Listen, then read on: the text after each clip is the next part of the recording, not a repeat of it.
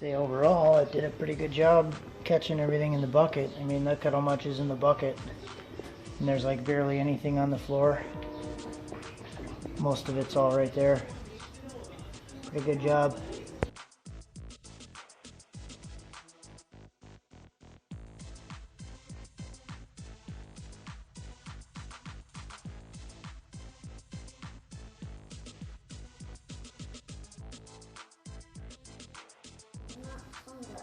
They're not sunglasses, they're safety glasses.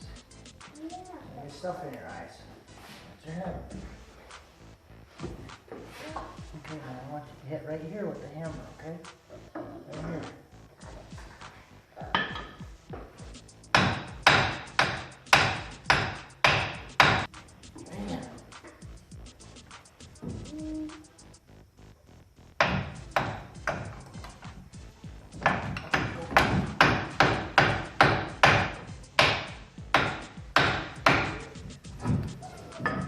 It's coming. What's on your leg? Oh, the mud flap. Okay. Now go. We almost got it, I think.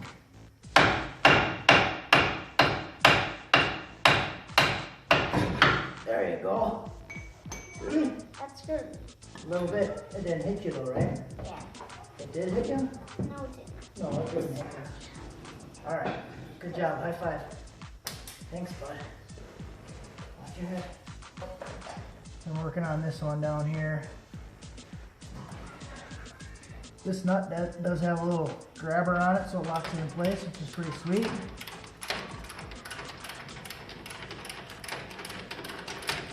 You don't need two tools to actually get it out. That's nice.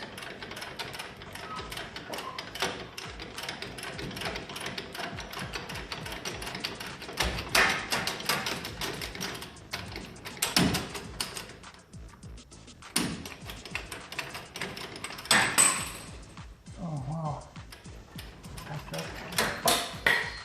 Holy shit. Oh, my torque wrench is falling apart. I'm using my torque wrench to do this, which is probably a dumb idea, but now the whole thing just fell apart. 0 foot-pounds.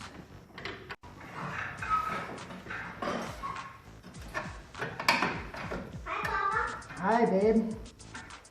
How are you? Good.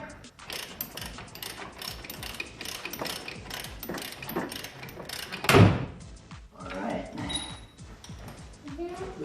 Now, There's just this bolt here. That's from a tree.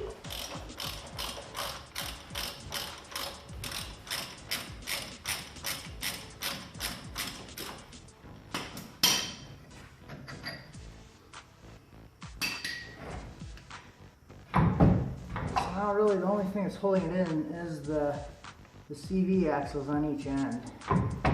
So I'd like to be able to get this fucker out without having to pull the wheels and the CVs out.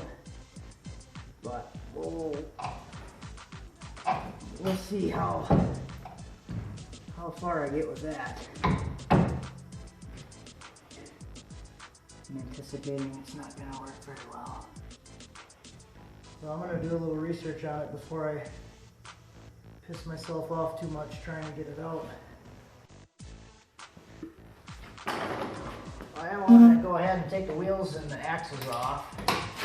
I'll pop the wheels off, I'll have to take a wheel bearing off. Luckily I did just do the wheel bearings on this about 6 months ago, so they should be pretty easy to get out.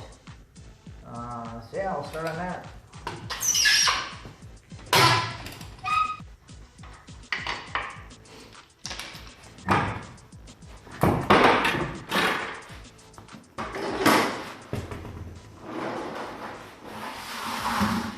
I always like to put the wheel underneath so it doesn't completely crush your head when it falls on you.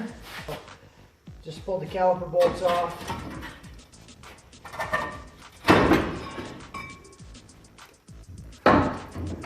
Toss this bitch up here. Pull this off. Do have to get the four-wheel drive locking hub off. And then there's a snap ring inside there. I also probably gonna end up taking the whole fucking wheel bearing off. But, whatever. Alright, so I just did this probably 6 months ago, and I thought this was gonna be easy to get these off of here. It's not. They're already rusted pretty good, and there's 3 bolts on the back holding the wheel bearing on, and they're pretty fucking hard to get to. So, it's hard to get a socket on. I'll try this.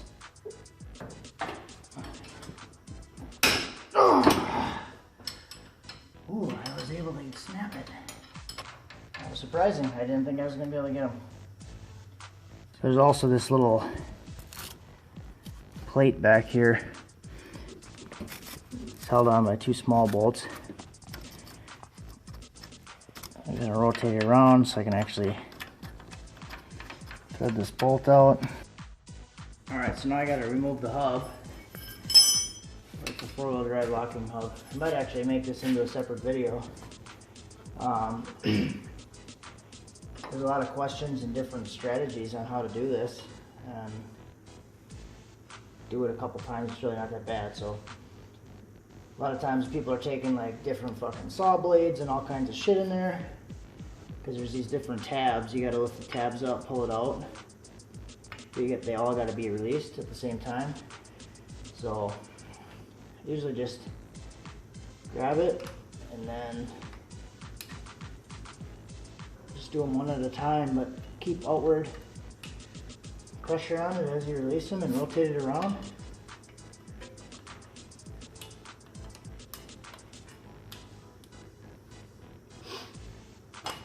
Yeah, and then it just comes off. So it's really not too bad. Just keep the outward pressure on it, pry, and then it should sit up on this little lip and then pop right off. Just with a screwdriver, not too bad. Oh, there's just a little orange snap ring inside there. I'm just gonna use the snap ring tool. So now I should be in the ring. And as I squeeze, you should be able to see the ring open up. It's not all the way off, but it's outside of the groove that's holding that axle in there. So that should pop right out. There's a groove inside the axle and there's a groove inside the wheel bearing. There we go. Yeah. See, there's just a little metal spring inside there. These are one-time use, so these need to be replaced, but luckily I'm not putting it back in there. And there's a little lip that it catches on inside here. Okay, so I removed the tie rod. I'm working on getting this ball joint out and just destroying it in the process, but it's old, probably needs to be done anyways.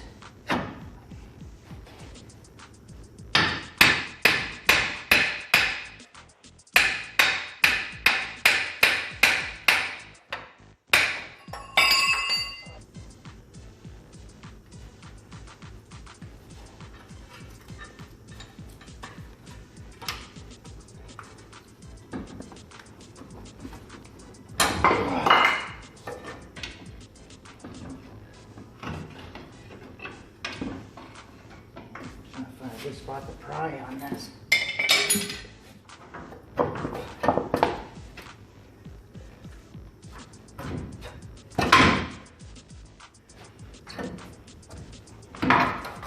Alright, so one axle's out.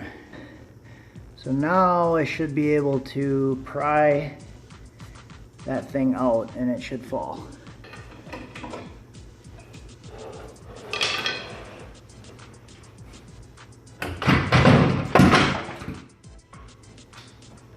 Well, I was right about the fall part.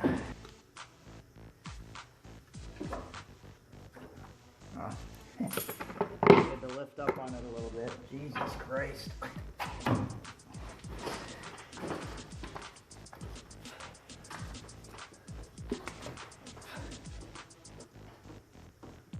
Finally got it out now. So the reason it wasn't coming out was because of this control arm angle here. This going straight into the arm, so I had to raise this up, and then it slid right out. But because there's no engine weight or anything right now, this didn't actually come out because the torsion bar was so tight.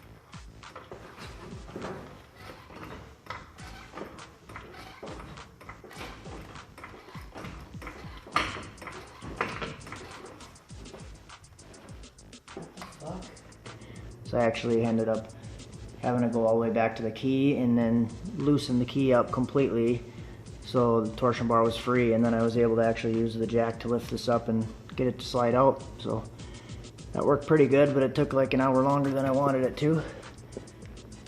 So here's all the parts, everything's out, ready to go. I'm gonna have to figure out what I want to do with this section here, because I'm not gonna be able to leave that a big open hole like that. So I don't know if I'll have to go to a two-wheel drive spindle or something. So I'll have to figure that out. But for now, it should work. So I'll slap this back together, and then tomorrow I should be able to work on trying to get everything fitted.